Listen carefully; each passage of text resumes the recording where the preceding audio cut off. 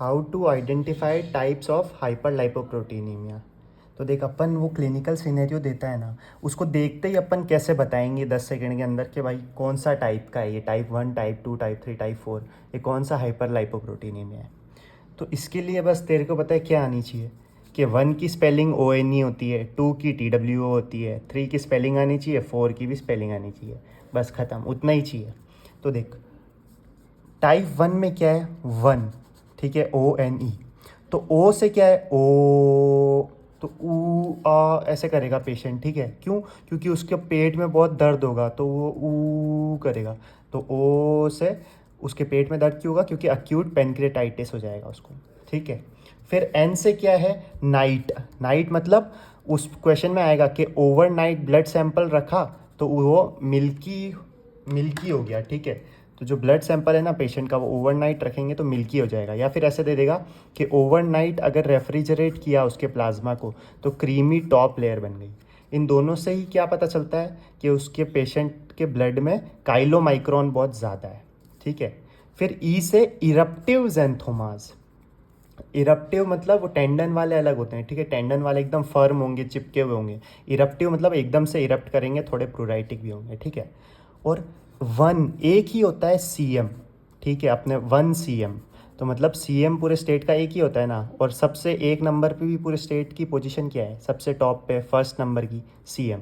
तो मतलब CM मतलब इसमें काइलोमाइक्रोन बढ़े हुए होते हैं।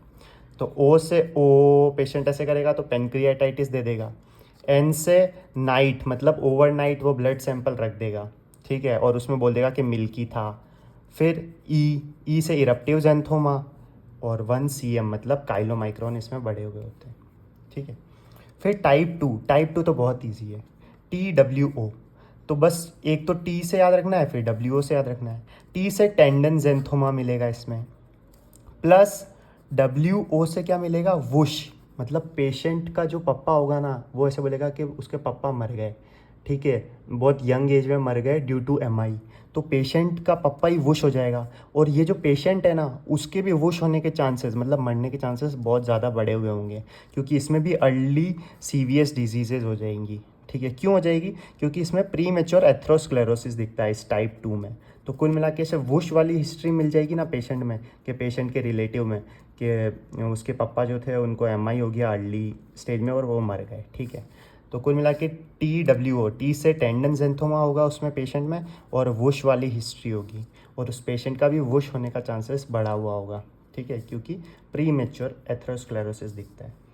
फिर 3 में THR देख लास्ट में 3 चीख चीख के क्या बोलता है, देख ले भाई मैंने 2 ई डाल रखे हैं, ठीक है। अब भी तेरे को ई नहीं दिखेगा तो फिर कुछ मतलब नहीं है, ठीक है। तो ई से ई, तो अप्पो ई डिफेक्ट दिखेगा इसमें ऑन जेनेटिक एनालिसिस, ठीक है। तो वो क्वेश्चन लंबा चौड़ा देगा, फिर लास्ट में लाइन लिख देगा कि on genetic analysis Oppo E defect is seen. तो ई देखते ही ई इज़ 3, 2 ई आ रहे देख, ठीक है, 2 ई आ रहे हैं मतलब अप्पो ई। फिर 4, अब देख 4 को रोमन नंबर में कैसे लिखते हैं, ऐसे, ठीक है। तो IV हो जाता है ना, 4 ऐसे लिखते हैं ना, ये, तो ये IV, ठीक है। तो IV से इंक्रीज VLDL, एक तो इंक्रीज VLDL मिलेगा, लेकिन सिर्फ इंक्रीज VLDL से मत मार देना। फिर 4ABCD, तो 1 2 3 4, 4 मतलब D लिखते हैं ना अपन इंग्लिश में, तो 4 इज डी से डायबिटिक पेशेंट दे देगा। फिर डायबिटीज़ में क्या दिक्कत होती है, पेनक्रियास की दिक्कत होती है ना, तो पेनक्रिएटाइटिस भी दे देगा। लेकिन पेनक्रिएटाइटिस तो आप बोलोगे कि इसमें भी था, ऊपर भी था, ये फर्स्ट वाले में। लेकिन सबसे इम्पोर्टेंट बात है कि इसमें है ना नो इंक्रीज इन CM, क्योंकि CM बस क्या था, 1 था, एक नंबर पोस्ट थी ना।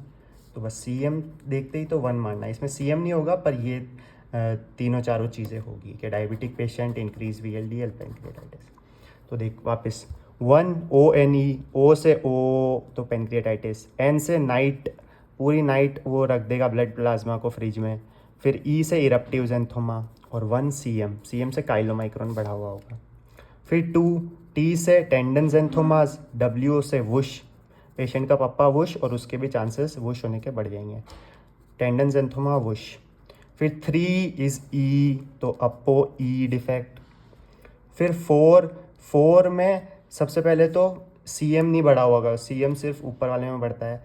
फिर 4 से डी तो डायबिटिक पेशेंट होगा, डायबिटिक पेशेंट है तो डायबिटीज़ मतलब इंसुलिन की दिक्कत है तो पेनक्रियास की भी दिक्कत होगी तो पेनक्रियाटाइटिस भी हो सकता है। फिर 4 को रोमन नंबर में लिखते हैं आई वी, तो increase V L D L होगा। बस ख़त्म।